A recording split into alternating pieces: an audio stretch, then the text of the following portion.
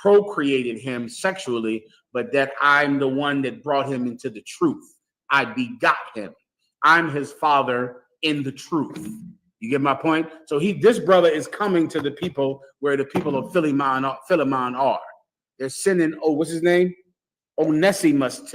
Paul is sending Onesimus to him, meaning this brother was in jail with Paul. Paul was in jail. He met this brother in jail. This brother got out of jail first, and then Paul sent this man to the brothers in the book of Philemon. Everybody understands? All right, go ahead. So now I'm going to skip down. Read 13. Verse 13. Whom I would have retained with me, that in thy stead he might have ministered unto me in the bonds of the gospel. Meaning, if I could have had it my way, I'd have kept him with me. I would have kept him with me, because then he could have ministered unto me in the bonds of the gospel. If I had it my way, Onesimus wouldn't be with y'all. I would have kept him with me to help me in prison, because this man was a great help to me in prison. Read, you might need 11 too. Read 11. Verse 11. Which in time past was to thee unprofitable, but now profitable to thee and to me. This brother Onesimus wasn't always a good person. Once again, Paul found him in jail. So in times past, he was not profitable to you. But now he's changed. Now he's a new man. So he's making this argument for this brother because he's coming from jail. Paul is sending him to them. The brother is out of jail. The brother has to leave jail. If Paul had his way, he would keep him. But the brother's time is up in prison. So now he's sending him to the people where Philemon is written. All right. So that's this whole argument is about him telling them, accept him. That's the point. Accept this brother. And he's giving more and more argument into accepting him. Now read 15. Verse 15. For perhaps he therefore departed for a season, that thou shouldest receive him forever. You might need 14. Read 14. Verse 14. But without thy mind would I do nothing. Meaning I wouldn't do this without keeping you in mind. That's what it means when he says, without thy mind, I would do nothing. Meaning I wouldn't do this without thinking about you first, without considering you first. Without your mind, I would do nothing. I wouldn't do this without your input. I wouldn't do this without you having a say in it, because this is a difficult thing, accepting this brother with a bad reputation, and Paul is asking them to accept him. And he knows that there could be some resistance in accepting him because this cat is notorious. Do you understand? He's a terrible person, and they know he's a terrible person. But Paul is saying to give him a chance. He's different now. Continue. That thy benefit should not be as it were of necessity, but willingly. Meaning, I don't want you to accept him because you had to. I want you to want to accept him. So I'm asking for your opinion, your input. Paul was an excellent leader, like Commanding General Johanna is an excellent leader. He listens to the men below him. Some of you officers of 5,000 and 10,000 should do that. You should do things and keep the brothers who are under you, keep them in mind. Ask them their opinion. What do they think about it? Well, they have so much that you need. And Paul understands this. Why? Because he doesn't want them to accept him out of necessity, meaning because they have to accept him, because Paul said you have to do it. They want him to be accepted willingly. They want the brothers and sisters down here to go, you know what? I agree. He should come down here. We should give him another chance. That's the work of Christ. They don't want them saying, yeah, we got to accept it. It's an order. They don't want that. It's less effective to have people do things that they don't want to do. Do you understand? Many times in the truth, you have to do it far less than you think you have to. Far less times do you need to order men to do things than you think you have to. Many times you have to order them simply because you don't have the skill or the will to get them to see your point of view, to get them to understand it, or you just don't give a damn about them understanding it, and you're a terrible camp leader, and I'll be finding you and finding someone better eventually. Continue. Okay. Now go to where you at, 16. Verse 16, sir? Mhm. Verse 16. Not now as a servant, but above a servant. Not now. Don't accept him like a servant, but above a servant. Above that. Keep going. A brother beloved. That's what you're going to accept. Don't accept him like he's coming down there to you as a servant. Why? Because you look down on him. Do you understand? And he knows that there's a possibility that they'll accept him. Yeah, Onesimus, yeah, Paul said you was coming. Sweep that floor down there. You're a wicked nigga. You just got out of prison. Get down there and shovel that snow and do this and do that. Don't accept him like you would a servant, above a servant. Accept him like a brother. Accept him like a peer. Like, this is a good camp leader, Rob. This is a man that knows how to be in charge, the Apostle Paul. Like, you should learn. You should learn how to do it like he did it, because you're terrible at it. You're horrific at leading, brothers. You don't know what in the hell you're doing at all. Continue. Especially to me. Especially to me. He's damn sure a brother to me. He was with me in prison. I wish he didn't get out. I wish he had more time, because he could be in here with me. But since I can't be with him, I'm sending him to you. Accept him like a brother. He's especially been a brother to me. Continue. But how much more unto thee, both in the flesh and in the Lord? Come on, man. How much more of a brother will he be to you in the flesh? When he gets there, he'll be in the flesh. There's another precept that Christians believe that when it says in the flesh, it means that God came in the flesh. It's not what that's talking about. In the flesh means in person. In person, meaning I'm standing in the room with you. I'm not, this is not a virtual class. I'm here in the flesh. Well, he's saying he's going to be more to a brother to you, because he'll be there in the flesh with you and in the spirit of Christ with you. You get the point. Keep going. Verse 17. If thou count me therefore a partner, receive him as myself. Listen, if you think I'm one of you, if you count me as your partner, then receive him like he's me. Receive him like that. This whole thing is about trying to make an argument that they should accept this notorious criminal who just got out of jail.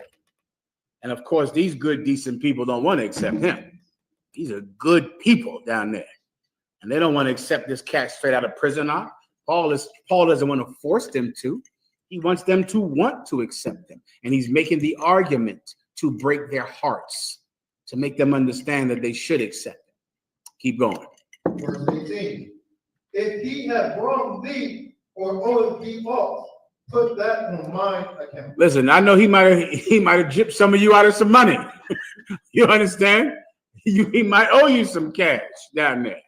Okay? If he owes you money, if he wrongs you, charge it to me. Okay? I'll pay his debts. He's trying to do everything he can do to get this brother accepted at this school in Philemon. Right? He's trying to send him back. The Bible doesn't say this, but it's how can I describe this? You could infer that he's from this area. He's from Philemon. So he's out of jail, but now he's going back to Philemon on this island or this fishing village or some village. Everybody knows him. He's cheated them. They know he's the cat that cheats you out of money, that commits crime. But he's from there. Paul is sending him back there, but not just back to the man's mother, send him back to the school in Philemon. You understand? The school of the brothers there. They might know him because he was famous for cheating people and doing crime. If so, charge it to me. Don't charge it to him. Continue. That was it. That was his question. All right, next. So let me get Abun again. Abun, you got it. A couple questions on Proverbs 21. Proverbs 21 and 22, and then Proverbs 21 and 25. Book of Proverbs, chapter 21, verse 22. A wise man scaleth the city of the mighty, and casteth down the strength of the confidence thereof. Scaling here wouldn't be literal. What is it? Scaling is literal, but it's a metaphor.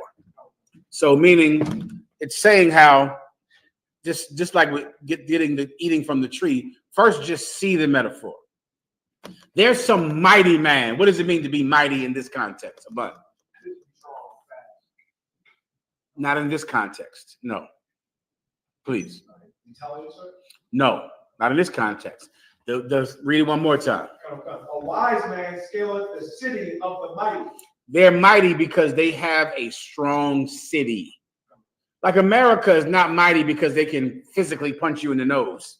America is mighty because they have armies and military bases and jets and aircraft carriers. You get my point?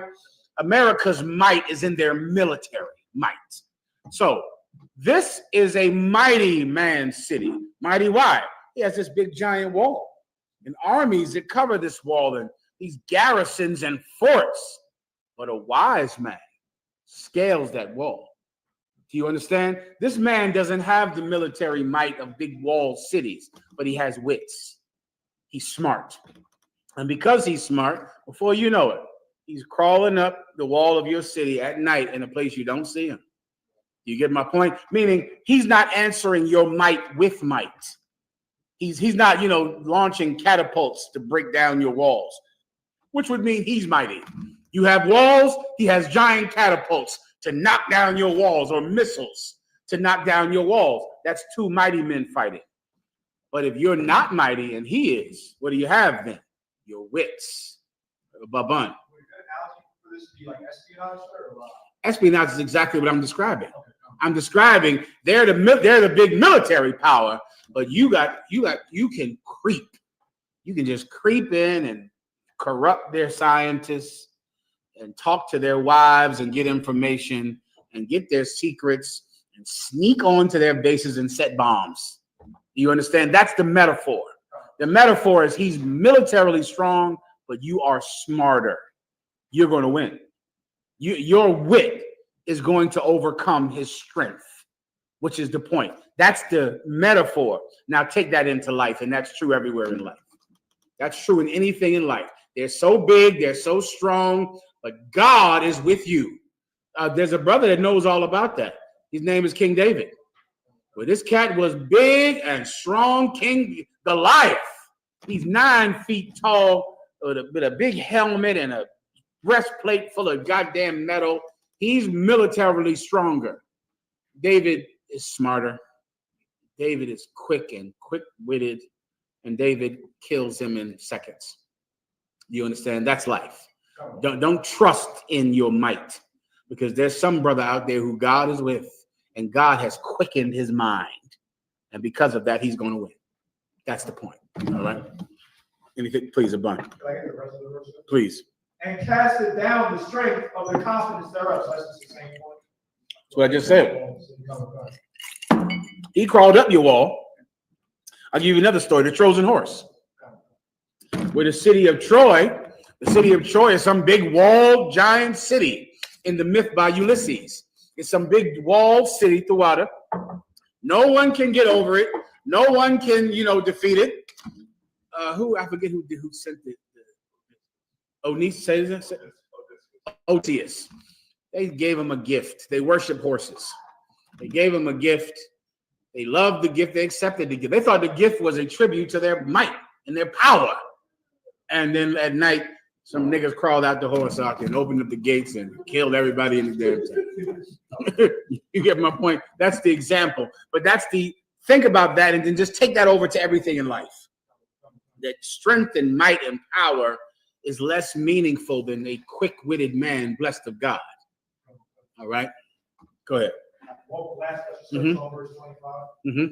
Proverbs chapter 21 and verse 25. The desire of the slothful killeth him, for his hands refuse to labor. Proverbs says, killeth him. Forget about this. What's the desire? What is sloth, first of all? Being lazy. That's direct translation. To be lazy. And laziness is a curse. It's a terrible curse. And drugs make it an epidemic, because that marijuana makes you lazy. You just become so lazy because you smoke and you don't want to give things effort. So since you don't want to give things effort, you become a musician or a rapper or a singer or a jazz player in the 1930s, because you don't want to give anything effort. So you want to chill. You want to just do something where you don't have to give it anything hard work. The slothful, read that again. The desire of the slothful. What's the desire of the slothful? What's the desire of the slothful? A bun. To be lazy. That's what he wants. Right? He picks a career that allows him to smoke weed all day. That's the career. What career is best for me? Go to the bar, get high. Rapper. That's it. He's a terrible rapper, but the lifestyle is perfect. Do you understand? What is going to work if you're a rapper? Going to a studio and getting high. That's great. Sign me up. When am I at work? In a club, high in a club. Sign me up. In essence, you picked a job that just allows you to smoke weed and get drunk because you're a lazy, disgusting bastard. That's it. And you avoid anything that is hard work. Your desire is to be lazy. Well, that desire is going to get you killed. I mean, damn. Right now, because you want to be in a bar and a nightclub all day, you're getting shot in there. You're going to die there because this is where lazy people go. They used to have things called crack houses. I don't know if you kids got those anymore.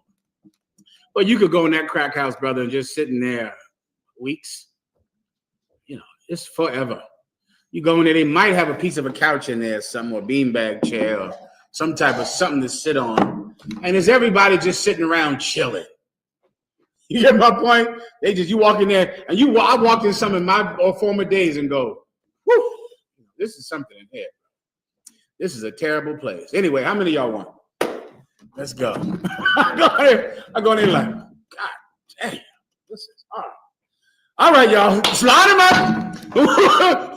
Who wants more? Jesus Christ. It's like a hellhole. But the people in there, they're not in hell. Do you understand? Like they're in there like, man, this is where it's at. I'm laying in here for 3 more days. You'd have somebody's woman or some mom trying to come get him out. He fighting her at the door. You don't want to get out. You want to stay right in here with his homies or her friends. And they're going to be here sitting in this room, totally silent in the dark for days. The slothful person, if you get what you want, you're going to die. If you get to be as lazy as you want, you're going to die. All right, anything else? No sweat.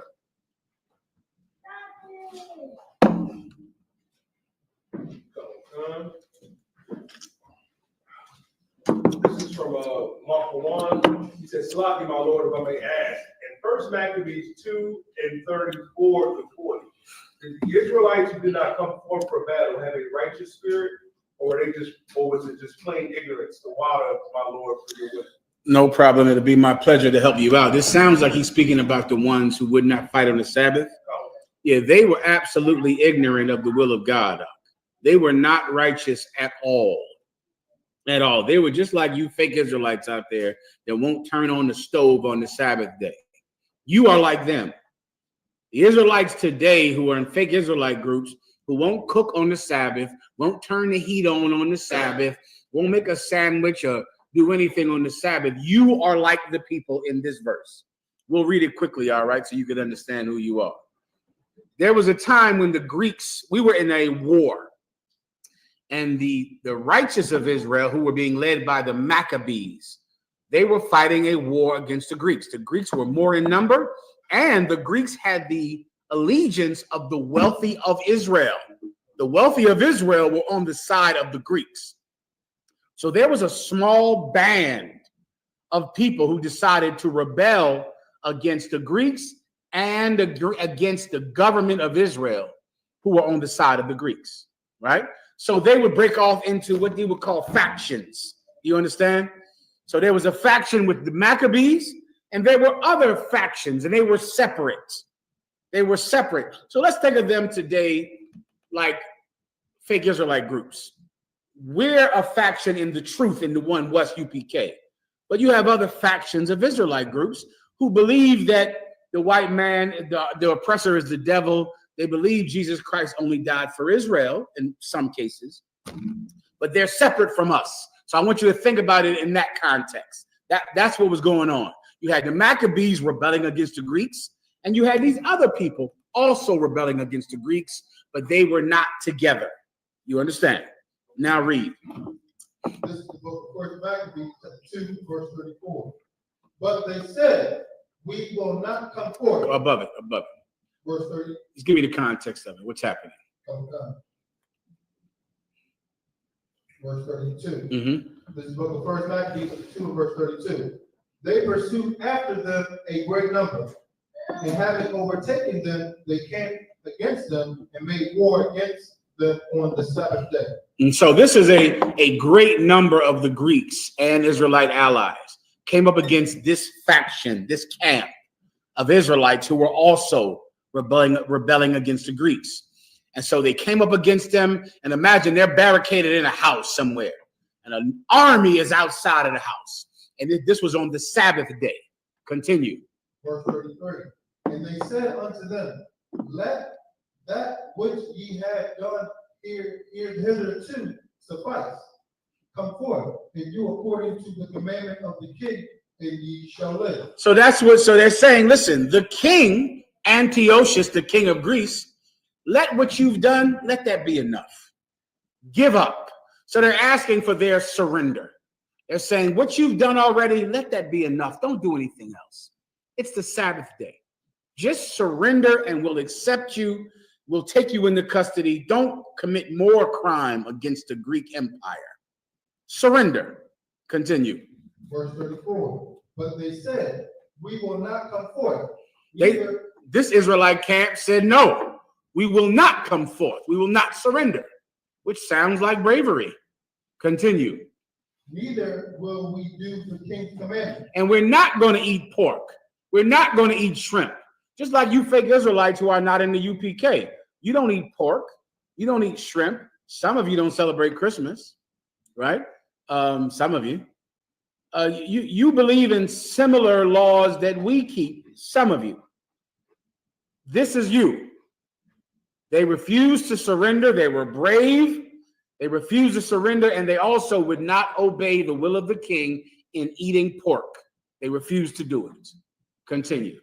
And let me make that a little more clear. There are many precepts you might read about Israelites being forced to eat pork, right? Let me just try to make it more real to you so you can understand how this is happening now. It's not only because they want you to compromise your belief in God, because they know that if you eat pork, then God will not be on your side. They absolutely know that. They've learned that, just like in the other books in the Apocrypha, when they knew that if the Israelites sin against their God, they will lose. But it's more socioeconomic than that. If the Israelites do not eat pork, the agriculture business will fail. And that's why you read these precepts about heathens forcing Israelite leaders to eat pork and to do it in public. They wanted them to eat pork in front of everyone. Why? For promotion of the pork industry. That's why. You understand? You're a leader, right? You're Michael Jordan, you're Oprah, you're The Rock Johnson. Hold my product up by your face and say, good. It's the other white meat. Ribs, ham. They need you to support the industry. So since you are a leader of Israel, eat pork right here in front of everybody. You read those scriptures, and I know you don't quite understand the practicality of doing it. It's a commercial for pork. It's a commercial. This man is Judah Maccabee. He's famous. He's a leader. Eat pork here in front of these thousands of people. After that, I'm going to sell so much pork, I'm going to get rich. Do you understand? It's just like today. It's the reason that the Baal worshipers, one second, is the reason that the people who worship Baal and worship the Christmas tree killed you if you tried to come against it, because they sell Christmas trees. That's an industry. You know how much money did America make in the trees, Yediah? That's all. Not eBay, not the gifts, not the stores, but I'm just talking about the idol itself, the tree. How much money did they make? That was going on in Babylon. The tree is going to make everyone rich for generations after generations. The Maccabees eating pork would have created the agricultural boom that countries need to survive. That's why your breakfast is bacon. You understand? Your breakfast is bacon. Your breakfast has been bacon. What's breakfast? 2 eggs and bacon. That's your breakfast. It's your breakfast so that they can have the agricultural industry. Please. That's just the trees. $3 billion for something you throw away the next day. The next day you throw that thing away. And they make $3 billion every year. And it is good for 1 day of the year. 1 day of the year. If you tried to speak against the Christmas tree like Jeremiah, you had to run up. You had to hide in a cave. This is the reason. This is the reason that Jeremiah had to go hide in a cave, because he's speaking against the industry of idols. Paul talked about the artificers of idols, the people that made the idol. Well, in the Maccabees, brother, there was a pork industry that you really can't understand. You might like this. Every pig that we eat comes from them. The Romans brought over the pigs to America. That's how pigs got here. The Romans got them from the Greeks. And these pigs have started from the Greeks, these people who grow pigs and make them fat and big and have an industry of them. And the Romans took this pig, brother, and ruled the world with that industry. And now you put bacon in a milkshake. Am I making that up? Is that tough talk? Show it to me, Udiah. Show me bacon in a milkshake. Show me bacon on a donut. Show me bacon in a milkshake. Show me bacon on everything and anything that goes in your goddamn mouth. Why? The industry is so strong. And you're buying bacon. And it's going on whatever go in your goddamn mouth. Bacon martinis. Bacon in Bloody Marys. You go, I drink Bloody Marys when I'm on vacations in tropical places. And when I'm there, I have to make sure to say, don't put a stick of bacon in my Bloody Mary that I drink at 10 a.m. Don't do that. I have to ask him about it. And no clamato either. Don't put that in there. Milkshake or the milkshake. Whenever you get a chance. Bun, what do you want to say? I was going to say that it was like a got milk commercial today. They were trying to air it. You need somebody famous to do it. If they do it, you're going to make money. Go ahead.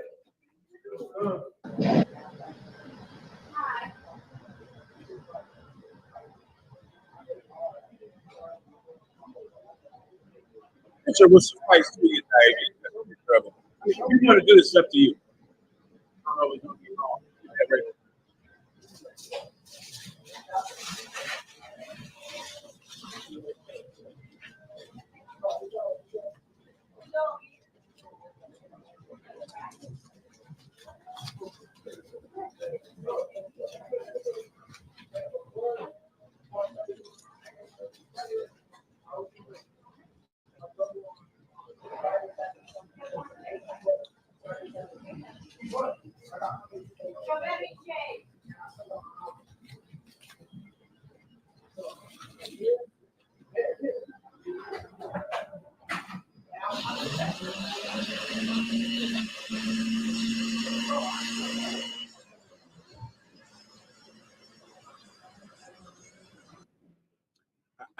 I think you understand. It's an industry. And when you read the Bible and you hear about eat pork, you better eat pork or we're going to kill you and your 7 sons. There's a practical monetary reason for it. It's always about money. It's about an industry. So now that's what happened here in Greece. I mean, in Israel, done by the Greeks. We refused to eat pork. They went around and was killing anyone who refused to eat pork. There was a group that refused to eat pork who were run by the Maccabee family. But there were other groups, just like there's the UPK under commanding General Yohana, and there's a 10 or 15 other fake Israelite groups who also disagree with obeying the king's commandment. What was the king's commandment? To eat pork. That's the commandment that we're speaking about right here. The king's commandment is that you had to eat pork. Everybody understands? Now read it again. But they said, we will not come forth, neither will we do the king's commandment to profane the Sabbath day. To profane the Sabbath day. Keep going. Verse 35. So then they gave them the bag with all speed. They say, listen, either you give up, either you come out and surrender, or you eat pork today. And they said, we're not going to surrender, and we're not going to eat pork on the Sabbath day. We're not going to profane the Sabbath day with committing an unlawful act on the Sabbath. Continue. Verse 36. Howbeit, they answered them not, neither cast they a stone at them. Howbeit, when the Greeks heard this, the Greeks didn't respond. And the Greeks didn't cast a stone at them. Keep going. Nor stop the places where they lay hid. Nor did they stop the places, meaning they let them just stay in these places. They left them in there. Continue. Verse 37. But said, let us die all in our innocence. What did they say? But said, let us die all in our innocence. They said, let us die in our innocence. Keep going. Heaven and earth will testify for us that ye put us to death wrongfully. They said, because it's the Sabbath day, we will not fight on the Sabbath. So we will die today in our innocence, and heaven and the earth will declare that we kept the Sabbath. We did not lift a sword or throw a rock to defend ourselves on the Sabbath. And heaven and earth will testify that we're innocent. They're like the IUIC, your random fake Israelites out there that don't cut a stove on the Sabbath day. That don't turn the lights on the Sabbath day. You believe you're being righteous. I hear you. You don't understand the Sabbath. But the Maccabees did understand the Sabbath. Keep going. Verse 38. So they rose up against them in battle. So what did the Greeks do? The Greeks rose up against them in battle. Keep going. On the Sabbath. Keep going. And they slew them. And they killed every last one of them. Go research something called Masada. Masada is the most holy thing to a so-called Jewish person. Masada is about this group of Jewish people that were conquered by the Romans. And the Romans came in and they refused to fight on the Sabbath. And the Romans just killed everybody in there. And the Jewish people tout that as exactly what you should do. Masada is held up in reverence in Jewish culture to be the most righteous people on the planet who refuse to fight on the Sabbath day. Those people do not understand the Sabbath. Continue. God. With their wives and their children and their cattle. Imagine that. The Romans came in there. They refused to fight. The Romans killed them, their wives, and their children and their cattle. And those men sat there going, Hashila Baba Shababa, head covered, fringes on my t-shirt. I will not cut the stove on. I will not cut on the stove. I will not open up the refrigerator. I will not cut on the lights. I know you feel righteous. You don't understand the Sabbath, however. Continue. To the number of 1,000 people. 1,000 people, men, women, and children, and cattle. Continue. Verse 39. Now when Mattathias. Now, this is a different Israelite group here. Do you understand? This is Commanding General Yohana's kind of Israelite group. This is one west. So when Mattathias Maccabee, when they heard about this, keep going. And his friends understood hereof. The Maccabees, they heard about what happened over there with those cats who refused to fight on the Sabbath day, and 1,000 of them got killed. Keep going. They mourned for them right sore. What did they do? They mourned for them right sore. Someone else give me Psalms 34 for a precept for this. Psalms 34 and stand by. Psalms 34 and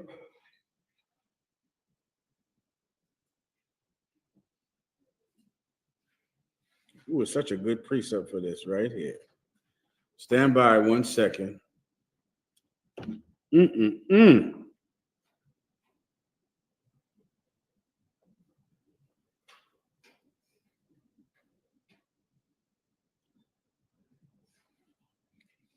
Just hold Psalms 134. Look for the grave. Look for the grave in Psalms 34. I can't find it, but it's right here in Psalms 34. Someone else do that while the brother is finding it. Read it from the top again. Okay. This is the book of 1 Maccabees, chapter 2, verse 39. Now when Mattathias and his friends understood hereof, they mourned for them right sore. Mm-hmm.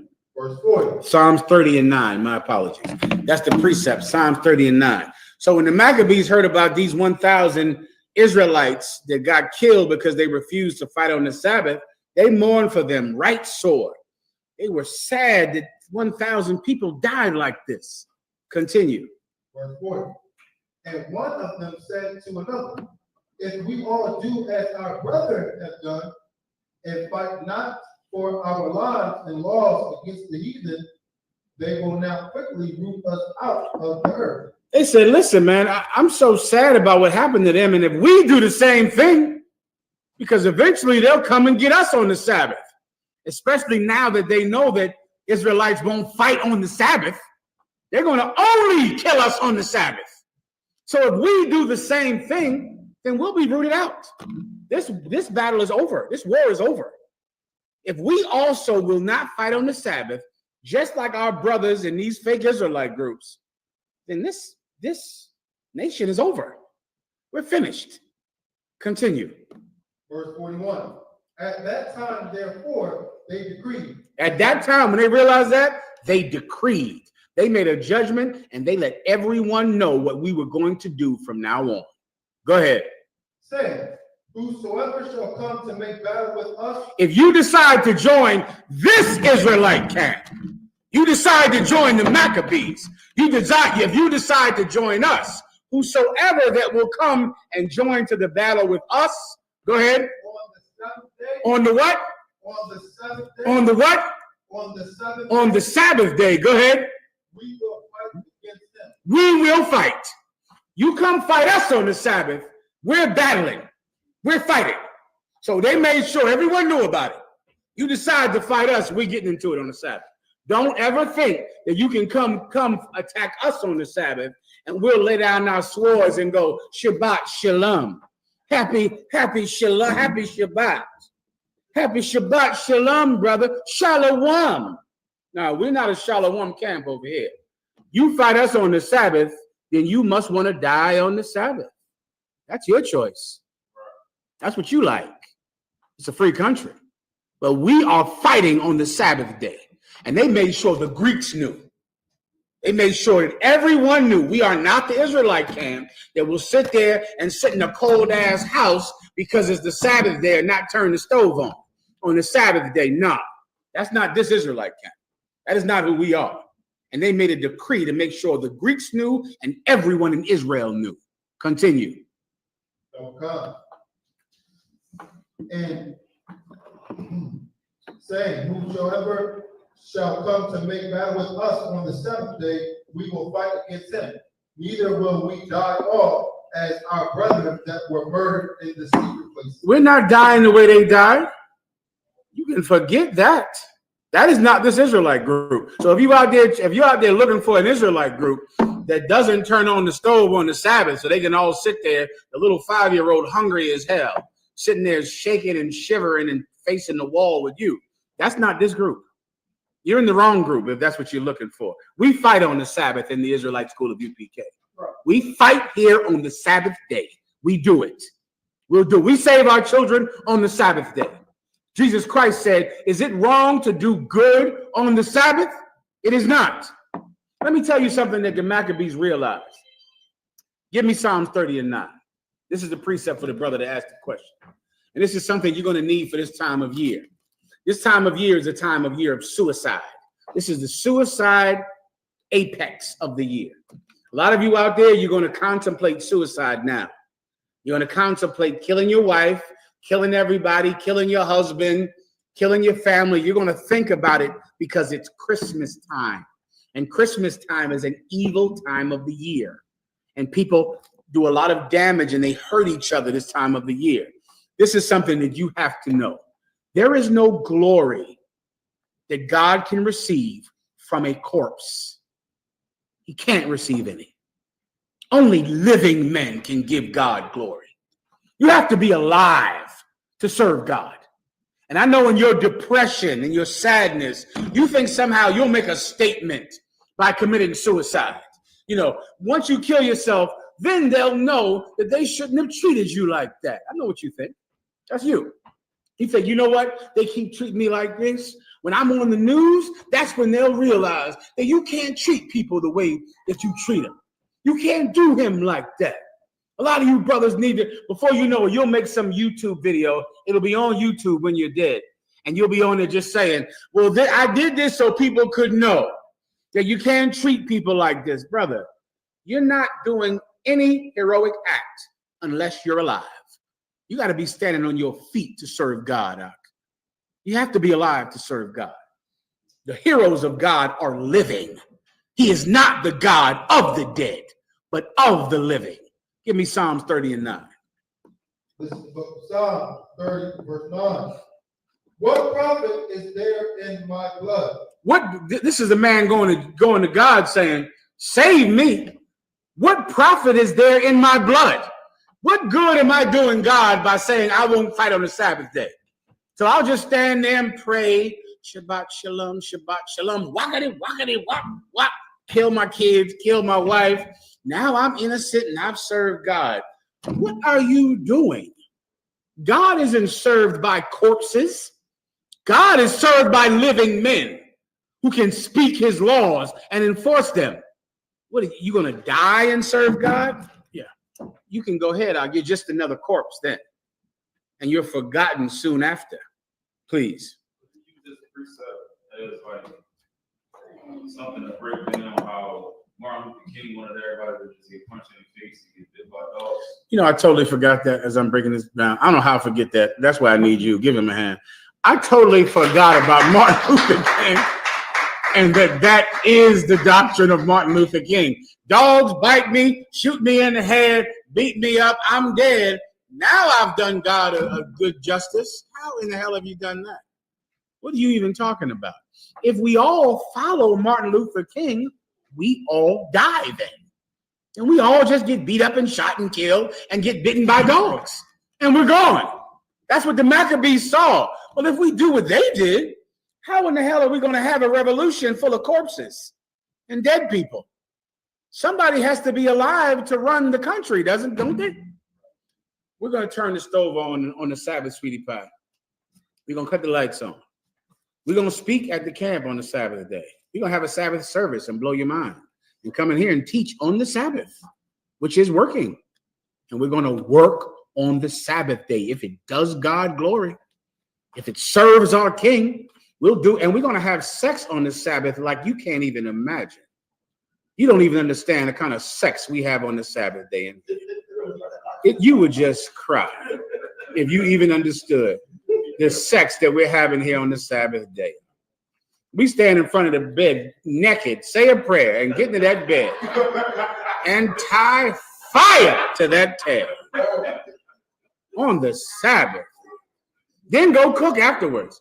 Then the bitch got to go downstairs and make a sandwich. I mean, I don't know. Listen, don't join this group. Stay away from here. Do not join. There's a lot of nice Israelite groups out there. You women in these Israelite groups, don't worry. Your husband won't even look at you on the Sabbath. Don't worry. He doesn't see you anyway. You understand? So you join that group, okay? In this group, your tail is in hell on the Sabbath day. Keep going. What profit is there in my blood when I go down to the pit? Shall the dust praise thee? Read that again. What profit is there in my blood when I go down to the pit? Shall the dust praise thee? Is the dust going to scream, Kwam Yashala, Yahweh Alawala Yahweh, Yahweh Akkad? Will the dust praise God? No. I have to live for God to receive praise. I have to be alive. There is no gain that God gets in your death. That is in some silly misunderstanding of Jesus Christ in your mind. Furthermore, Jesus Christ is alive. There is no profit that God can get from a dead man. None. None at all. Now, in your head, you're like, well, I'll just die for God. And then God loses a faithful servant. God needs faithful servants to receive praise. Read it again. What profit is there in my blood when I go down to the pit? Shall the dust praise thee? Shall it declare thy truth? Is the dust going to declare the truth? Who's going to teach the truth when you're dead because you got so depressed over your baby's mama and child support and your oppression, and they keep getting on your nerves at your job? But you believe in God, though. That's something. That's a heavy thing. That the people that kill themselves and commit some, act of terrorism, that kill everyone at their job and then kill themselves, or kill their baby's mother and kill themselves. Ask them if they believe in God. They're going to absolutely say yes. It will be on the YouTube tape they make. They'll say they believe in God. Well, if you believe in God, who's going to believe in him now? You're dead. No. In the Israelite school of UPK and the Commanding General Yohana, we do what? Eat from the tree of immortality. We're not dying. We're not in this to die. We're in this for you to die. I pray you understand. We're in this to be the survivors. You, on the other hand, are in trouble. But we are in this to live forever, not to commit suicide, not to go shoot up everyone at the post office, not to shoot your baby's mama and shoot the kids and kill everybody the way you Christians do. We're in this for the children to live, for the wife to live, and for the man to live so God can have someone to praise him. Everyone understands. That's your answer. That's it. I'm going to wrap it up soon. All right, you die. Tell me when. We're not going upstairs, so whenever you're ready, I'm done. Go ahead. Anything else? In the room? Questions online? With that, pass the class over. Police officer Mathumya.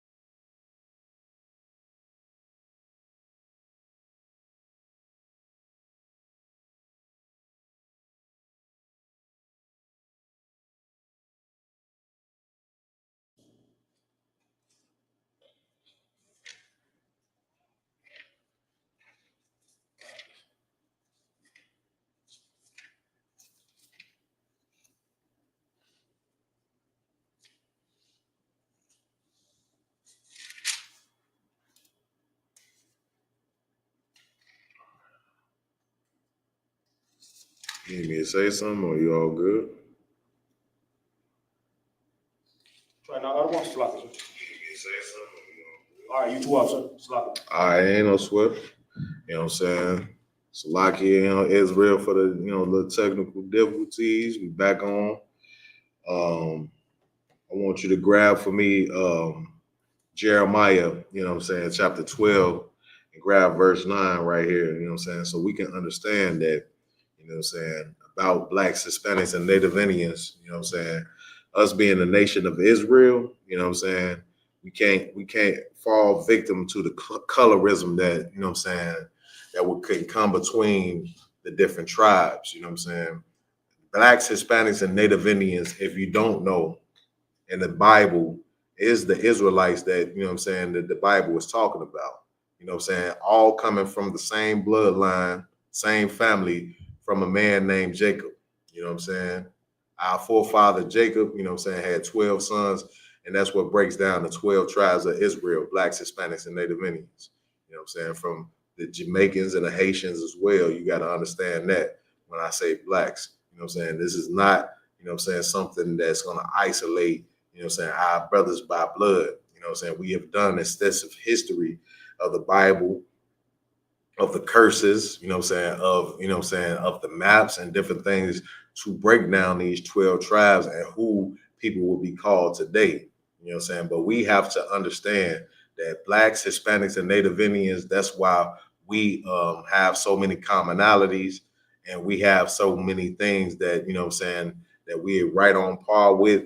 We have a common oppressor for sure, and that, it is more evident to let you know that blacks, Hispanics, and Native Indians are the chosen people of the Bible. Right. But in order for us to capitalize on being God's chosen people, we have to come together, as it's written of in the scriptures. And we can't let divisiveness, fracture, the relationship between us and our brothers. Right. So let's get into that. If you could, priest. Come. This book of Jeremiah, chapter 12, and verse 9. Mine heritage. Mine heritage. What is a heritage? It's like heritage is like your culture, your own beliefs, your own understanding of things. God, that's it. You right on to it. It's like Jeremiah chapter 12, verse 9. Mine heritage is unto me as a speckled bird. Is unto him like what? As a speckled bird. Like a speckled bird. What does this part mean? Speckled bird is like got different variations of spots, different like it's a bird, but it'll have brown, light brown, all the way to dark, however you want to call it, but it got different speckles of color on it. Many different colors, A speckled bird has many different colors, We got to understand that the heritage, of blacks, Hispanics, or the Israelites, is a speckled bird. It has many different colors. We cannot, be, so locked into the colorism that our oppressor would use to try to divide us. This brother got light skin, this brother got a darker skin and a darker hue and different things like that. We have to understand that we come from one bloodline and we are the same people, and it shows in how we oppress, how we are pitted against one another. This shows the divisiveness of our oppressor, the devil the Bible speaks of. Right. That's what the white man wants to use, for you to constantly be at odds with your brother. So you never come together with your brother, so they never have a formidable foe. They have easy targets. If they keep us separated from each other, then we all become, just like I said, like easy prey. That's right. Read. Start from the top. Yeah, Khan. This book of Jeremiah, chapter 12, verse 9. Mine heritage is unto me as a speckled bird. The birds round about are against her. The birds round about are against her. You know what I'm saying? Our heritage is like a speckled bird. We got come in many different shades and colors, but the birds around about us, you know what I'm saying, they are against us. You know what I'm saying? We got to understand these other nations are around us to attack what's going on within our body. You know what I'm saying? Which in the body of Israel. You know what I'm saying? These birds round about, these meaning the other nations. You know what I'm saying? That's pitting us against each other to try to divide this bird. You know what I'm saying? This heritage we have. You know what I'm saying? From Jacob. Read. Come ye, assemble all the beasts of the field. Come to devour. Come to devour. They have us out here like prey, putting us on the front line. Blacks, Hispanics, and Native Indians, we are prey to these other nations. That's why they capitalize on coming into your neighborhood, setting up businesses. You know what I'm saying? They're just latching on to you, you know what I'm saying? Just like the main oppressor, you know what I'm saying? The devil that the Bible speak of, you know what I'm saying?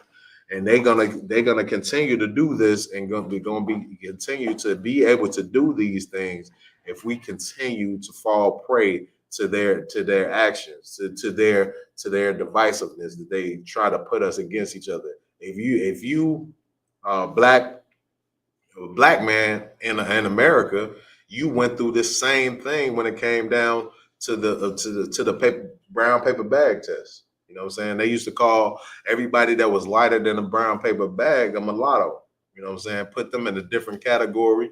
They was able to have a better position in slavery and different things of that nature just off the color of the hue of their skin. You know what I'm saying? And we have to understand that this divisiveness cannot continue in the Black and Hispanic community with this colorism, man. So we need to, as in ISUPK, we are bombing on colorism. You know what I'm saying? That's right. Just like this brother that's rocking with me, you know what I'm saying? Azan Ya'ala, you know what I'm saying? Officer 500.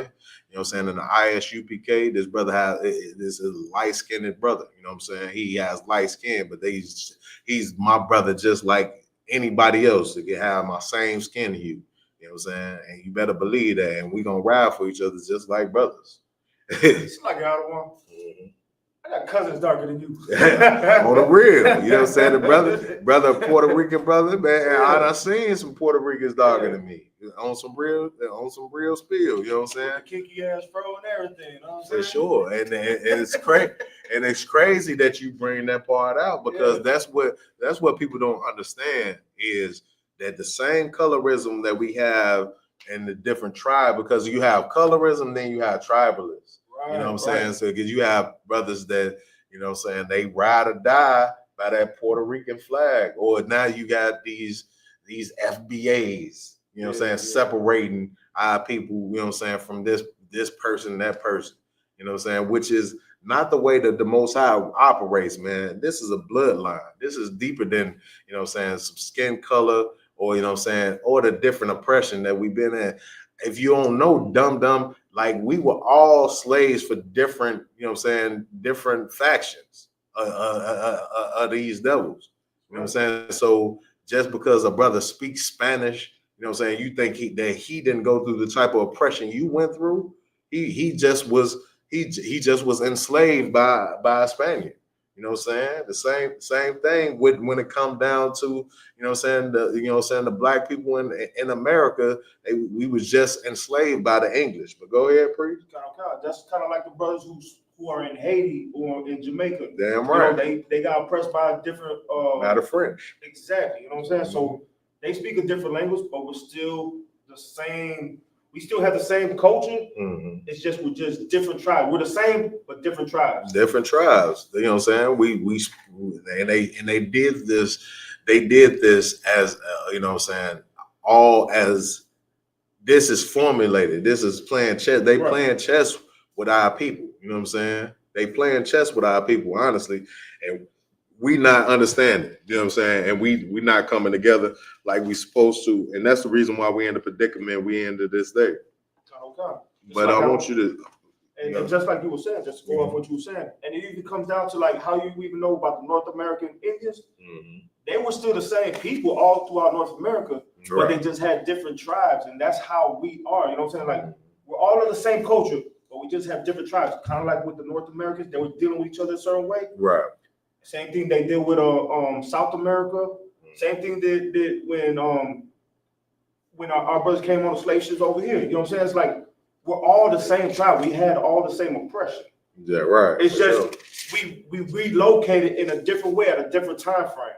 Damn right. You know what I'm saying? And there's nothing different than the so-called black man of America. There's nothing different than the Native Americans, the Haitians, the Jamaicans. There's nothing different. Right.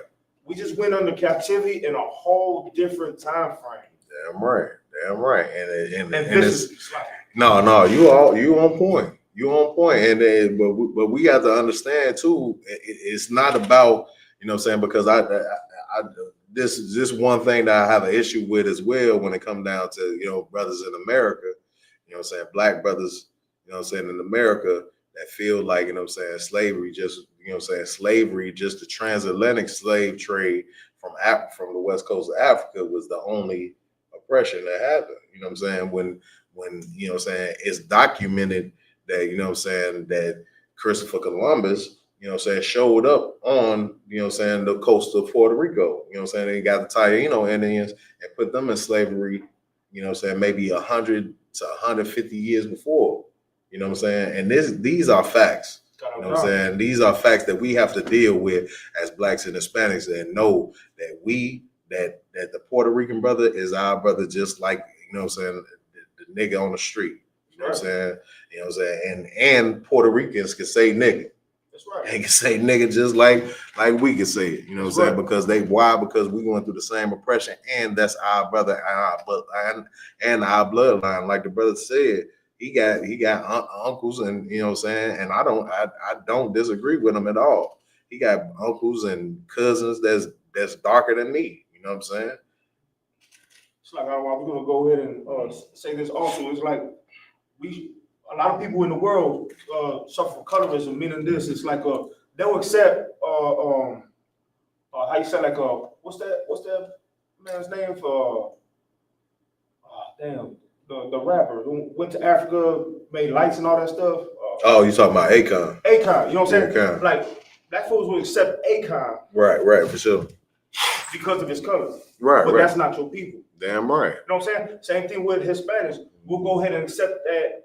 Well, in the world, they'll accept that Spaniard because they speak the same language. Right. But we're not the same people. Damn right. Damn right. That's exactly what we gotta somehow understand where the bottom line lays, and where we gotta disassociate from our oppressors, because those are our common oppressors. The Africans sold Negroes into slavery. Damn right. And then the Spaniards also enslaved Tainos, Incas, and so on. Damn right. So we have to find out and acknowledge where the dividing line is, and we're not like them. We have to deal with them, but we're not like them. You know what I'm saying? We gotta come back to our own culture. You know what I'm saying? Yeah, you're 100% right. And what's so heavy about what you're saying is that when it comes down to these other nations, like Akon, they show, you know what I'm saying, they show how much disdain that they have for your people. Like, you know what I'm saying? Like blacks and Hispanics, don't get me wrong, we're not living in harmony in the hood at all times. You know what I'm saying? Me and the brother, we was just having a conversation about different things that go on in the black and Hispanic hood, which, you know what I'm saying, it goes on in all black neighborhoods or all Hispanic neighborhoods. You have gang banging and, you know what I'm saying, and different people coming up against different people, you know what I'm saying? So we're not saying that, you know what I'm saying, it's always harmony, but the Africans are so vicious, like they show so much disdain for black people that they cannot even acknowledge the, you know what I'm saying, the things that you went through and the position that you in. They look at you and have the nerve, like Akon says all the time, black people are lazy. You know what I'm saying? Black people are, you know what I'm saying, they don't do this. And, you know what I'm saying, the reason why even this whole Afro beats movement, you know what I'm saying, the reason why they shows is so amazing is because, you know what I'm saying, the great African work ethic. You know what I'm saying? Like they not all on drugs and drugged out and drunk, you know what I'm saying? Like them old black performers. You know what I'm saying? When they stole and raped our culture just to make Afro beats, you don't have Afro beats if it's not for, you know what I'm saying, for Rastafari, and you know what I'm saying, from Rastas, you know what I'm saying, you don't, without Jamaican, the Benjamites, you know what I'm saying, which is black men, you know what I'm saying, and the West Indies. Without that music, you don't have no Afro beats, man. You know what I'm saying? And on the islands, we had bomba, Mm-hmm. and bomba is that's how we communicated in slavery to send messages. So bomba is like our oppressive music, and it was, and how you said, like, that's it was all with regular natural instruments and stuff, and it's like it was cultural, and us Puerto Rican, we still stick to that. But we said we always tend to forget what the oppressors did to us. Like, we just want to leave it alone. But a lot of times you can't leave it alone, because that right there will be detrimental to your own culture. Meaning this, that's why we got white people in Puerto Rico right now. Right, for sure. And they're asking us why our music is so loud. For sure. Why are we still there? You know what I'm saying? Like, they're trying to take so much from us because we allowed it, because you want to be so accepting that kumbaya, everybody got to be together. Everybody don't deserve to be together. Damn right, for sure. You know what I'm saying? And we're so heavy about what you're saying right now, we finna touch the scripture, you know what I'm saying, going into these same things, you know what I'm saying, with this colorism, and how, you know what I'm saying, our brothers was tricked into trying to assimilate, you know what I'm saying, off of the fact that, just like I was talking about the brown paper bag, just because you got more opportunity as a light-skinned black person, you try to assimilate to these people. And at the end of the day, it's no genuine love there. This is just a tactic that they're using to separate you from your people, so your people will become less powerful. You know what I'm saying? This is all a trick from our oppressors. You know what I'm saying? Just like you were saying, to the white man, this is tactical. Damn right. And this is like pre-planned. Like, they go to a table and they devise plans against blacks. We going to that. See, you try to see. I keep letting you go. Every time I let you go off, you try to teach my lesson, man. Like come on, priest. That was the next scripture I was going to, man. I didn't see the notes. I didn't see no notes. All right, priest. So we gonna go over to Hosea chapter 7 and verse 8 real quick. You know what I'm saying? Just to talk about, you know what I'm saying, this, you know what I'm saying, this colorism and this this divisiveness that, you know, our oppressors try to use for blacks and Hispanics. And, you know what I'm saying, and this has been going on since biblical times. You know what I'm saying? If you don't understand who Ephraim is in the Bible, these are the so-called Puerto Ricans, you know what I'm saying? As you call Puerto Ricans today, you know what I'm saying, which Puerto Rican just means rich port, you know what I'm saying, which, you know what I'm saying, it should not be a name for people, you know what I'm saying, because they are more than the fruitfulness of their land, you know what I'm saying? Yeah, exports and stuff. This book of Hosea, chapter 7 and verse 8. Ephraim, he had mixed himself among the people. Ephraim have did what? Ephraim, he had mixed himself among the people. And by the people, that means, you know what I'm saying, he had mixed himself among the heathen. You know what I'm saying? Read. Okay. Ephraim is a cake not turned. Ephraim is a cake what? Not turned. Ephraim is a cake not turned. This simply means that, you know what I'm saying, that just like, you know what I'm saying, when you bake a cake, you know what I'm saying, it starts off, you know what I'm saying, real light, you know what I'm saying, and then you, as further along you bake it, it gets darker and darker, you know what I'm saying. But Ephraim, you know what I'm saying, is a light cake that haven't turned, you know what I'm saying, so it hasn't gotten darker and darker. You know what I'm saying? Meaning Ephraim is lighter, light skin. So he was able to mix himself among the people or the heathens. But read. Verse 9. Strangers have devoured his strength. Strangers have what? Have devoured his strength. This goes right along with what I was just talking about. You know what I'm saying? The way you devour somebody's strength is they stop standing on the things that they are supposed to stand on. You know what I'm saying? There's a scripture in the Bible, you know what I'm saying, that, you know what I'm saying, there's a heavy scripture, you know what I'm saying, that it's like I go to it constantly, you know what I'm saying, because of how heavy it is. But it's a scripture that talks about, you know what I'm saying, how the other nations understood that that in order to take the power away from blacks and Hispanics, is right here in Judith. Could get Judith chapter 5 and verse, I believe is verse, let's see.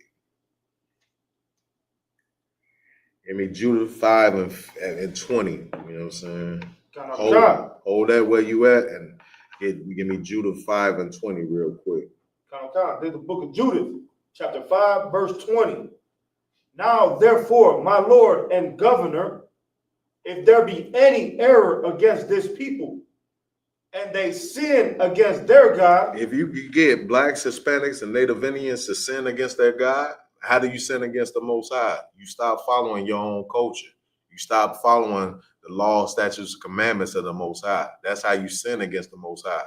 A sin is a transgression of the Most High's laws. But read. And they sin against their God. And they sin against their God. You know what I'm saying? The Most High power is our God. You know what I'm saying? The God of blacks, Hispanics, and Native Indians. Read. Let us consider that this shall be their ruin. This shall be their what? This shall be their ruin. This is how you devour the strength of a people. You know what I'm saying? By getting them to sin against their God, by getting them to lose their culture. You know what I'm saying? By getting them to not to understand the reason why we eat this and we don't eat that. You know what I'm saying? Getting them to follow what, you know what I'm saying, these other nations do and not follow what their God told them to do as a nation. But read. And let us go up and we shall overcome them. And they know that if they can, you know what I'm saying, devour our strength, that they can overcome us as blacks, Hispanics, and Native Indians. Because why? Because we don't have the alliance with our God. Because they know that with our God, they wouldn't be able to deal with us. Read. Verse 21. But if there be no iniquity in their nation. But if it be no iniquity in their nation, in the nation of blacks, Hispanics, and Native Indians, read. Let my Lord now pass by, lest their Lord defend them. Lest their Lord do what? Lest their Lord defend them. They understand that they cannot stand before our God. They understand, and the only way that they can do that, you know what I'm saying, to stand before us is if they weaken our strength. And the only way they can weaken our strength is to get us to sin against our God. But read. And their God be for them, and we become a reproach before all the world. And we become what? A reproach from before all the world. They're going to be a show for all the world to see, you know what I'm saying? Because they tried to come against blacks, Hispanics, and Native Indians. That was following their God, you know what I'm saying? That wasn't weakened, you know what I'm saying, enough to be devoured. But I want you to drop that and get back to our scripture, chapter 7, Hosea. Hosea 7 and 9. This book of Hosea, chapter 7, verse 9. Strangers have devoured his strength. Strangers have devoured his strength. Read. And he knoweth it not. And he knoweth it not. Well, we don't even understand that we giving our power away to these other nations. You know what I'm saying? When we, you know what I'm saying, use something like, you know what I'm saying, the light colorized skin to profit, you know what I'm saying, to try to assimilate to, you know what I'm saying, America or these other different lands. Because we got to realize that this is not just happening in America. This happens in Jamaica. This happens in Cuba. This happens, you know what I'm saying, and all of these other different nations. It's all of these. Why do you call, you know what I'm saying, a Hispanic man, an Afro Latino, you know what I'm saying? Because he has darker skin, because you're not you trying to diminish, you know what I'm saying, like what his power will be or his status will be, you know what I'm saying, by calling him an Afro Latino. You know what I'm saying? These are disparities that we are allowing, you know what I'm saying, into our nations to divide us, you know what I'm saying, but through colorism. Read. God. And he knoweth it not. Read.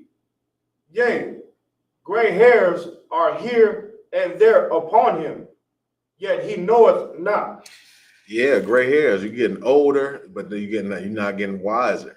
You know what I'm saying? Because if you were wise, you will understand that this is a game being played. Read. God. Verse 10.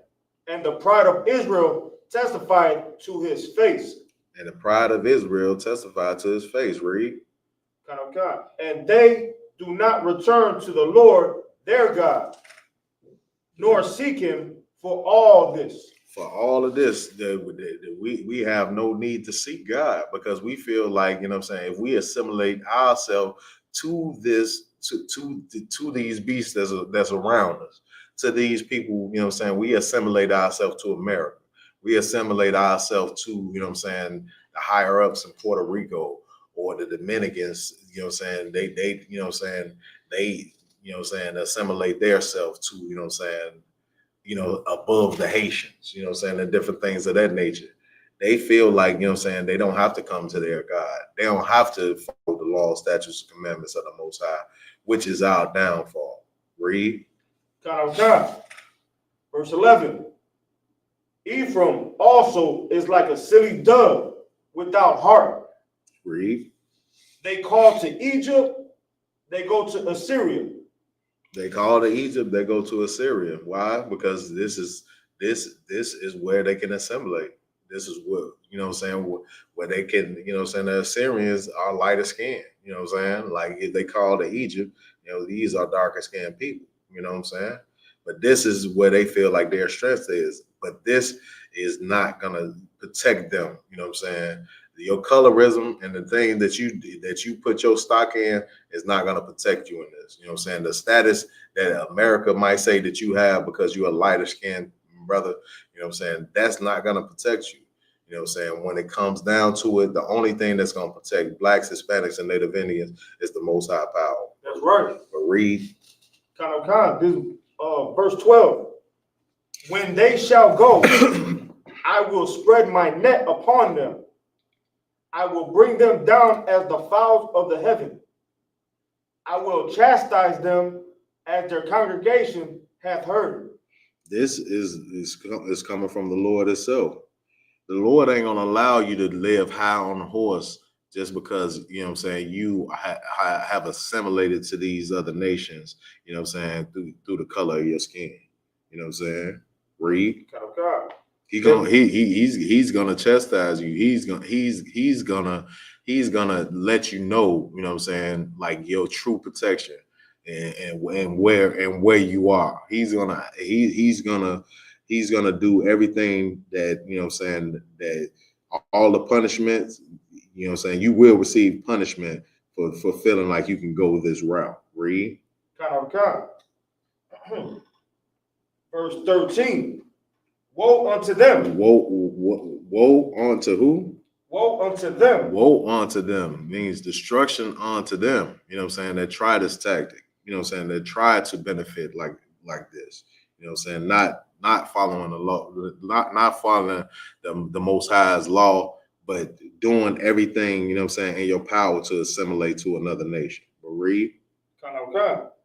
For they have fled from me. For they have what? For they have fled from me. You have fled from, you know what I'm saying, the true spirit of who you're supposed to be. You know what I'm saying? If you feel like, you know what I'm saying, you could just assimilate to this land because of the color of your skin, you know what I'm saying, as a black, Hispanic, and Native Indian. And us black brothers, we have to get over the fact that, you know what I'm saying, that it is certain benefits that the lighter skinned brother is going to receive. You got to get over that goddamn fact and understand that your brother is still going to be in the same predicament you're in, if he does not follow the Lord's law, you know what I'm saying? But if he does follow the Lord's law, it's to come together with you and y'all benefit together, you know what I'm saying, having the true privilege, you know what I'm saying, of what we supposed to have as Israelites, being God's chosen. Because that's the privilege that we supposed to be looking for, not American privilege that they gonna give you because you look similar to their people. You know what I'm saying? I want you to drop that out and get for me Psalms 83. You know what I'm saying? Which you so rudely you know what I'm saying, went to beforehand. It's like I want. No, you all good. I learned from the best. You all good, priest. As this goes to show this is one body, man. You know what I'm saying? One body, one mind. You know what I'm saying? It's like I want if I could. You got it. And when it comes down to our people as Blacks, Hispanics, and Natives, what we have to understand is the laws of the land are not even the laws of the Most High, which means is the laws of the land will allow you to smoke weed. Right, for sure. The laws of the land will allow you to be a whore. Right, for sure. But the Most High don't allow that. Damn right. So what we have to do is we have to go ahead and stop going to these Christian Catholic churches, these Muslim mosques, damn right. And trusting into all these other religions. And if we're saying this over here in the Israelite School of Universal Practical Knowledge, how about you come over here and ask us the questions? Damn right. And let us walk with you on your own journey. You know what I'm saying? Like we do this work 7 days a week. Damn right. So if you have a type of question that you can't get answered at your church, or you feel like it's misleading, we're here at your disposal for any question, and we're not here to lie like the Christian churches. Damn right. Damn we tell right. the truth. Damn right. And you know what I'm saying? If we do happen to say you can't smoke weed, and we give you the reason why, the scripture why, you have to accept that. Damn right. If we tell you you can't go outside and just disclose yourself to everybody, it's not us saying it. We're telling you because we're telling you what the Most High is saying through these scriptures. Damn right. It's not coming from us. We may be the messenger and telling you, but we do this we do this on behalf of the Most High. Damn right. And we do it. Get a brother. Yes, and we do this out of love. This is the reason why we having this class here. The reason why we have class all over the world. You know what I'm saying? The reason why Commander General Hanna is doing his show right now. The reason why General Muhammad just taught that class that he just taught. You know what I'm saying? Is out of love for your brother. You know what I'm saying? Out of love for Blacks, Hispanics, and Native Indians. And that's what we supposed to be. That's what we are supposed to be displaying in this world. You know what I'm saying? Not, you know what I'm saying, just love and selfishness to ourselves. You know what I'm saying? Because just because you profit, you know what I'm saying, right now, and you think you're living high on the hog, you know what I'm saying, you feel like, you know what I'm saying, you got the world at your disposal, you know what I'm saying, you need your people, you know what I'm saying, if you are Black, Hispanic, and Native Indian, you need your people to have any type of real success in this world. You know what I'm saying? You can personally benefit and have a nice house over here next to another nation, but you're gonna learn real soon, you know what I'm saying, that they don't want you over there no more than any other nigga from the projects. Right. You know what I'm saying? You see firsthand when you see a brother like LeBron James, you know what I'm saying, which, you know what I'm saying, I haven't seen, you know what I'm saying, brother do anything to, left field as far as disrespect anybody, you know what I'm saying? But, you know what I'm saying, he got, you know what I'm saying, the N-word written all over his new house, you know what I'm saying? In Edomite neighborhood, you know what I'm saying? But this just goes to show you, no matter how you try to assimilate yourself to this place, they're not gonna really have any kind of love and compassion for you. And as soon as, you know what I'm saying, stuff really started to hit the fan with these wars, you're going to see the true nature of this beast that's around you. Right. You know what I'm saying? And you're going to need your people, Blacks, Hispanics, and Native Indians, to protect you in that time. Right. Not this stinking, filthy nation that you're trying to assimilate yourself to. But Reed, Start on time. It Psalms 83. Yeah, you can start at verse 1. You're gonna Psalms get 8 and 3. 83. Yeah, Psalms 83. This book of Psalms, chapter 83 and verse 1. A song or psalm of asps. Keep not thou silence, O God. Hold not thy peace, and be not still, O God.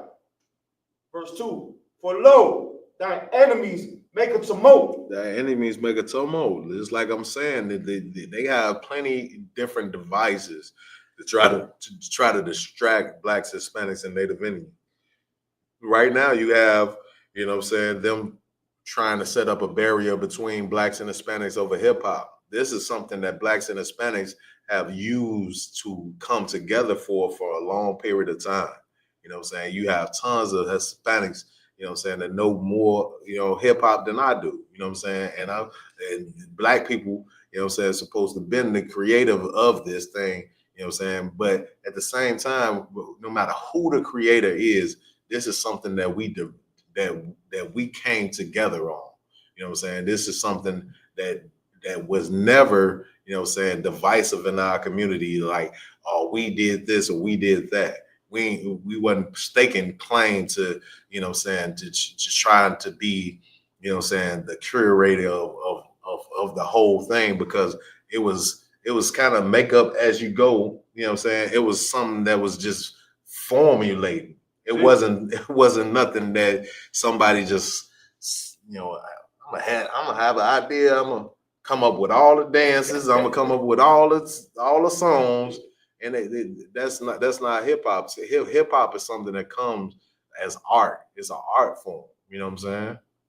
It's like I wonder if I could. Yeah. When the Black Band of America and the Hispanics came together for this hip hop collab. Right, for sure. How you say, like, you could just consider that as the perfect storm right there. Oh yeah, for sure. That's how we got to consider. There ain't nobody above anybody in that. Nah. We were just a whole bunch of brothers just in captivity trying to make it.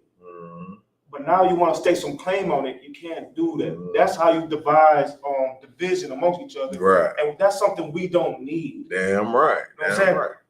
Imagine all we ever try to do was come out of these slums with something. Damn right. And we still got less than the oppressors got.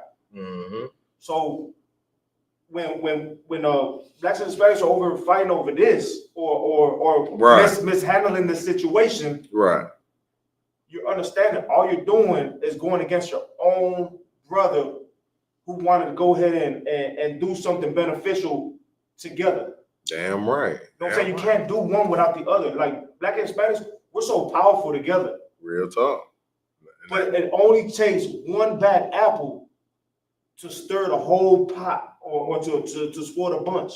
Damn right. And we don't need that right now. Right now, we need every black and Hispanic to be on point and to be together as one. You know what I'm saying? And not to fall into this division, this trap right here. Damn right. You know what I'm saying? You know what I'm saying? What you bring it out, it's so heavy, y'all. You know what I'm saying? Because this is what we need to be focused on as blacks, Hispanics, and Native Indians. Not division, but coming together and staying together. You know what I'm saying? Hip hop, you know what I'm saying? It's a great art form and all of that. And many people have had a hand in what it formulated to be. You know what I'm saying? Right. Just like, you know what I'm saying, Captain Kadazar and Captain Tazariak, you know what I'm saying? They just you know what I'm saying, was just talking about the whole Kokla Rock, you know what I'm saying, thing, to where, you know what I'm saying, he said out of his own mouth that he was inspired by a brother from the Lost Poets, which everybody, you know what I'm saying, with hip hop history understand that the Lost Poets had a big hand in the formulation of hip hop and how they used to speak their poems and different things of that nature. You know what I'm saying? If you have any history of hip hop, you understand this. But it was a Puerto Rican cat that inspired the so-called first MC. You know what I'm saying? So if you want to say hip hop, you know what I'm saying, was created by a black man and the first MC was a black man, Kokla Rock, that's fine. But he was even inspired by a Hispanic brother, you know what I'm saying, a Puerto Rican brother. You You know what I'm saying? They had a song called Pretty Nigga, you know what I'm saying? He was able to say nigga, you know what I'm saying? Right. As a member of the last poets, you know what I'm saying? That's it. But let's get back to the scripture, priest. God. Verse 2. For lo, thine enemies make a tumult. They make a tumult, they make a, you know what I'm saying? They make a diversion, read. And they that hate thee have lifted up the head. And they that hate you, you know what I'm saying, blacks, Hispanics, and Native Indians, they have lifted up their head. They're no longer, you know what I'm saying, resting. You know what I'm saying? They feel the need, you know what I'm saying, to perk up their head. You know what I'm saying? That means that they're on alert, you know what I'm saying, that they got something that they need to deal with us. You know what I'm saying? It's like, I don't know if I could. You got it. It's like your oppressor is always watching. So once you guys come together, they have to do something to make you guys go backwards against each other. Damn right. Damn right. And they're so good at it. Mm-hmm. And we fall into that trap every time. Every time they come up with something, they devise something, as we gonna see in this scripture. Read. Verse 4. They have said, no, Slack, verse 3. They have taken crafty counsel against thy people. They have taken what? They have taken crafty counsel against thy people. They sit around at board tables just to, you know what I'm saying, devise plans for you, black, Hispanics, and Native Indians. Read. And consulted against thy hidden ones. They have consulted against thy hidden ones. The hidden ones, that you know what I'm saying, they have consulted against those brothers that, you know what I'm saying, that is hidden among you. You know what I'm saying? Read. Verse 4. They have said, come and let us cut them off from being a nation. Let us do what? Let us cut them off from being a nation. This cuts them off from being a nation. They don't want blacks, Hispanics, and Native Indians to know who we are. They don't want us to come together and form a strong bond where the Most High, you know what I'm saying, could have a strong bond that would be unbreakable. They don't want that. So right. Let us cut them off from being a nation. They're going to come together, you know what I'm saying, come together against, you know what I'm saying, all the brothers that have built us to be this nation. They're going to, you know what I'm saying, they're going to hide, you know what I'm saying, the fact that, you know what I'm saying, Yahweh Shah was a black man. You know what I'm saying? They're going to hide the fact, you know what I'm saying, of all the great things that Hispanics and Native Indians have done throughout the formulation of all of the world. You know what I'm saying? They're going to do all these things to cut us off from our power. You know what I'm saying? From us coming together as a nation. You know what I'm saying? Read.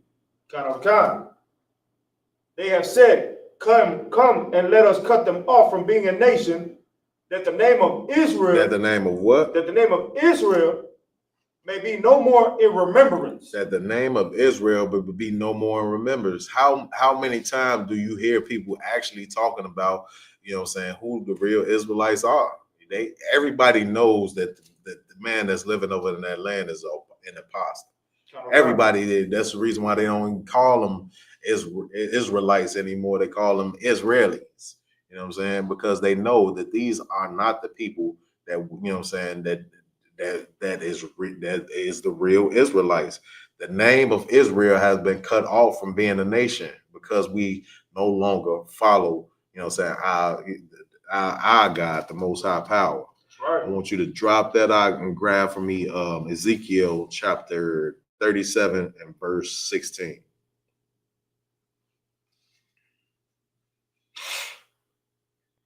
Because we as blacks, Hispanics, and Native Indians have to understand that this cannot no longer, you know what I'm saying, sit and be settled amongst our people, man. That's the vision that we allowing these oppressors to, you know what I'm saying, to inflict on us, you know what I'm saying?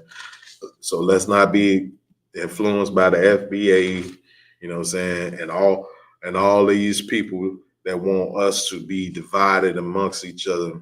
We have to understand that in the Bible, you know what I'm saying, and in real life is proof of history that we are all one people, blacks, Hispanics, and Native Indians. You know what I'm saying? We are all one bloodline. Right. You know what I'm saying? It's like 11 and 16? 37, Ezekiel chapter 37 and verse 16. This book is Ezekiel, chapter 37, verse 16.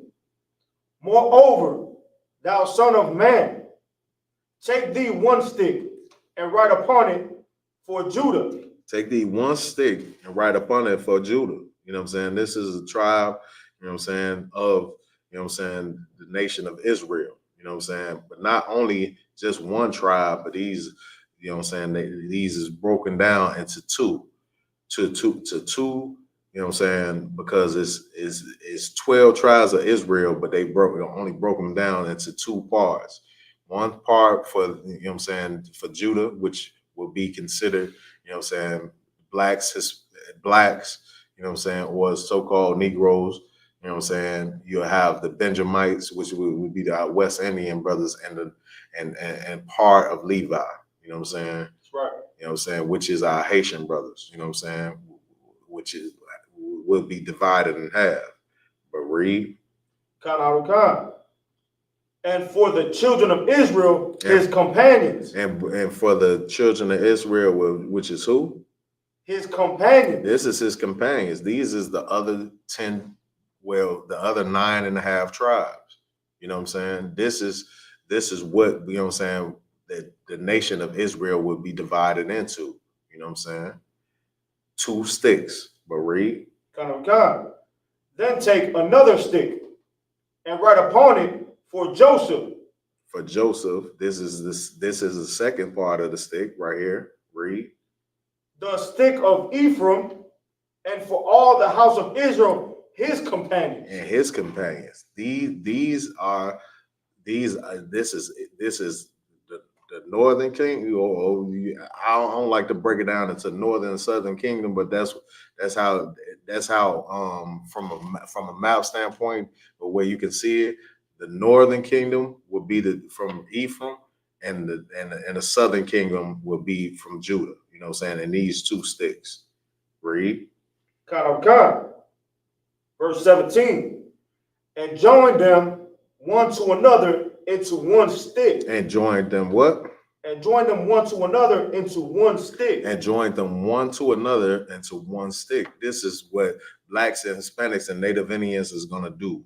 Join together and be one stick. You know what I'm saying? That's what you see when you see our 12 tribe chart in the ISUPK. You know what I'm saying? Blacks, Hispanics, and Native Indians, and all the 12 tribes that encompasses. You know what I'm saying? These brothers, you know what I'm saying, is all one stick, meaning one body. You know what I'm saying? This is one bloodline that you see when you see blacks and Hispanics and Native Indians join together. You know what I'm saying? We shall no longer be divided into 2. You know what I'm saying? I want you to drop that out and grab for me Jeremiah, and we're going to end it off with this. Jeremiah 50 and 33. Jeremiah 50 and 33. Okay. This book of Jeremiah, chapter 50 and verse 33. Thus saith the Lord of hosts, the children of Israel and the children of Judah were oppressed together. The children of Israel, like I said, that was divided. You know what I'm saying? The children of Israel, meaning, you know what I'm saying, the Hispanics and the northern kingdom, you know what I'm saying, and Judah, which would be the southern kingdom, just like how I just described. You know what I'm saying? Well, we were oppressed together. You know what I'm saying? That's what you see here in America. We've been oppressed together. You know what I'm saying? Read. Khan.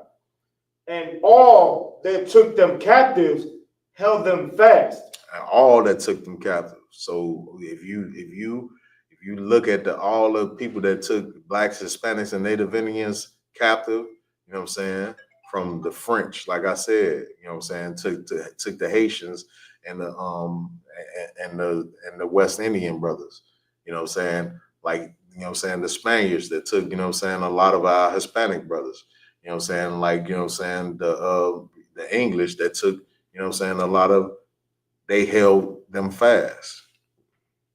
Go ahead, Chris. I wonder if I could. Those Spaniards must have put a real good beating on us. Why you say that? Because we will accept them before anybody else. We just so brainwashed by all their doctrines and whatever they instilled in us, then we don't even know what's left and right. We just trust in what they said. I would say it was more probably of the opposite. You know what I'm saying? It was more of the, you know what I'm saying, like, you know, Esau, he's a cunning hunter, you know what I'm saying? So you got to think about it, you know what I'm saying, like that a lot of Hispanic brothers may have been swindled to, you know what I'm saying, constantly. And we just saying in the earlier scriptures where they kind of allow, you know what I'm saying, them to assimilate a little bit, you know what I'm saying, more. You know what I'm saying, attached to him a little bit closer, you know what I'm saying, like, you know what I'm saying, Judah and, you know, other tribes, you know, they always shun to the full degree. But the reason why, you know what I'm saying, our Hispanic brothers may have, you know what I'm saying, have issue with letting a lot of their philosophies go is because of probably how close they allowed them to be to them, you know what I'm saying, even though they still may, you know what I'm saying, the Hispanic brothers subservient, you know what I'm saying. I would never say, you know what I'm saying, they put them on the same level, but they probably kept them a lot closer, you know what I'm saying, which makes it a lot harder for brothers to disassociate themselves from, you know what I'm saying, because at least you treat me better than a Negro, you know what I'm saying, or a darker Hispanic. You get what I'm saying? That would be the issue. It's like, I don't know if I could. It's hard to say that because if you go to Puerto Rico, we stick together, and this is like from light to dark. We don't really think about that. But how you say, like, when it comes to you never see colorism when it comes down to, actually not. Okay. What I would see in a Hispanic culture is if you was born on the island. Okay. You know what I'm saying? Like my pops, he was born on the island, right? So he would come, you know, when he had us, he was like, y'all some generic.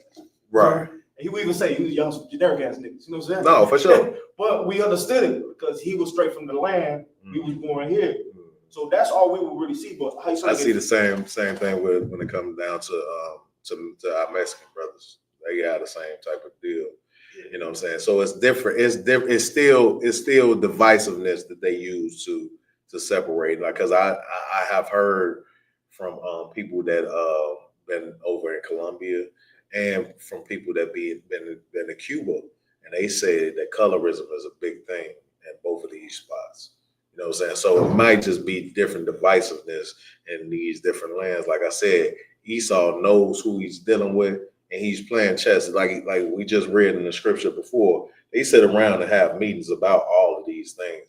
So they maybe not gonna use the same tactics that they would use, you know what I'm saying, against the tribe of Judah, as they would use for the tribe of Ephraim. You know what I'm saying? That's all I'm saying. And also with the tribe of Gad and them, they deal with all of us differently, right? But they want us all to be oppressed equally. Damn right. And you can't really say equally, but it's just like whatever place that they know that we will be comfortable in, or where they can keep us culminated in.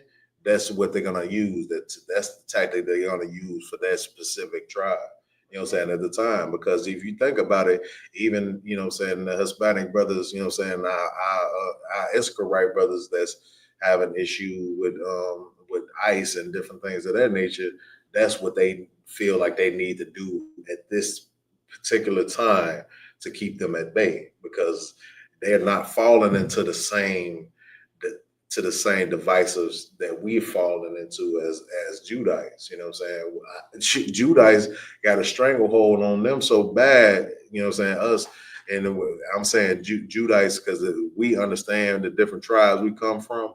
You know what I'm saying? The Negro in America, we are so jammed up in America and so wrapped around, you know what I'm saying, this American dream, that we get to the point to where we don't even want to have kids like how we used to want to have kids in the past. You know what I'm saying? You got families that used to, you know what I'm saying, produce 10 to 12 kids. Now, if brother have more than 3 or 4 kids, you looking at them sideways like, brother, what the hell are you doing out here? You know what I'm saying? It's like, I don't know if I could. Would you think they have to be deal with like the how you say, like the relationship status between a man and a woman, because a lot of these women nowadays, men are really thinking twice about, having kids with certain women these days because of their action or the conduct, and vice versa. Like women don't really want to deal with certain men because they don't want to be controlled or however they want to put it. You know what I'm saying? So it's like there's a divisiveness between men and women also. Right, for sure. And that's what I'm saying. Like today we just talking about, the divisiveness that comes from colorism, but this is just one aspect. You know what I'm saying? It's tons of different devices that our oppressor uses to come between us from keeping us all together and flowing together as a unit, because they know if we come together as a unit, we something to deal with, especially if we follow on the law, statutes, commandments of the Most High. We cannot be messed with. We cannot be touched. That's right. You know what I'm saying? As Blacks, Hispanics, and Native Indians, we have as we see, we have too much flavor. You know what I'm saying? We have too much savior. Like we the salt of the earth. So we have too much flavor for anybody else to deal with. So they understand in order for them to be able to deal with us, they have to keep all of these plans and keep us all at bay. You know what I'm saying? But read. Oh, you got it. We was on 33. The end of 33. Okay. The children of Israel and children of Judah were oppressed together, and all that took them captives held them fast. They refused to let them go. They refused to let us go. You know what I'm saying? They refused by any means to let Blacks, Hispanics, and Native Indians go because of how much we bring to them. You know what I'm saying? And how profitable it is to hold Blacks, Hispanics, and Native Indians. If you don't know, the same slaves that was in Egypt and built that up to be a tremendous kingdom is the same brothers and sisters that's building up, these Americas and all of these strong and powerful nations you see before you. You know what I'm saying? The same people in captivity. You know what I'm saying? And that's why they refuse to let us go. But read. Verse 34. Their Redeemer is strong. The Lord of hosts is his name. He shall thoroughly plead their case. He shall thoroughly plead our case. Yeah, he should thoroughly plead our cause. You know what I'm saying? And the Lord doesn't plead like you would think, like a lawyer pleads a case. The way the Lord pleads, you know what I'm saying, as Captain Marvel Quads would say, the way the Lord pleads is gun talk. You know what I'm saying? He pleads through, you know what I'm saying, thermonuclear war. Right. You know what I'm saying? Read. That he may give rest to the land and disquiet the inhabitants of Babylon. That he may do what? And disquiet the inhabitants of Babylon. Disquiet the inhabitants of Babylon. What does that mean, Pri? Shut their ass down. Babylon is falling. Rise no more. For sure, you know what I'm saying? And with that, you know what I'm saying, I'm going to pass the class off to priests and officers Azania Allah.